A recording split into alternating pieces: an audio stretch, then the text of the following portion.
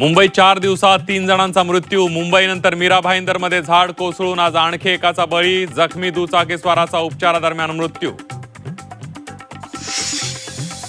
Sakinaka manhole दुर्घटनेवर प्रश्नचिन्ह. Manhole उघडण्याचा कोणतेही वर्क ऑर्डर नव्हती. अतिरिक्त आयुक्तांची माहिती. महापौर खोटं बोलतायत की प्रशासन? किशोरी पेडणेकरांचा सवाल. मुंबईत होणाऱ्या दुर्घटनांना नगरविकास खातं जबाबदार. सर्व काही दरेगावात बसून होत नाही. आदित्य ठाकरेंचा एकनाथ शिंदेंना टोला.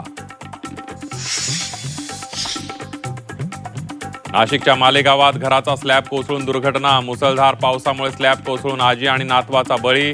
अग्निशमन दलाने घरातील इतर तिघांना सुखरूप बाहेर काढलं. 5 जुलैला शिवसेना युबीटीचं राज्यभर रामरक्षा आंदोलन. दादरमधील हनुमान मंदिरात ठाकरे स्वतः महाआरती करणार. राज ठाकरेंचं सर्व हिंदूंना आंदोलनात सहभागी होण्याचं आवाहन. केतन अग्रवाल हत्या प्रकरणी आरोपीला कोठडी. सिया आणि चेतनला न्यायालयीन कोठडीत. 14 दिवसांच्या न्यायालयीन कोठडीत दोघांची रवानगी.